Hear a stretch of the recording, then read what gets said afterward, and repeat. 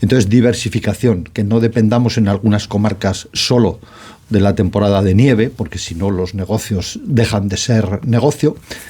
Modernización del sector sería el segundo capítulo, porque hoy en día necesitamos todo tipo de plataformas digitales para hacer la contratación. Hace falta que todo el mundo pueda comprar, anular, reservar online, y que a la vez los establecimientos sean cada vez más sostenibles desde el punto de vista económico y medioambiental. Y luego la comercialización en mercados exteriores para, como decía, que la facturación sea mayor.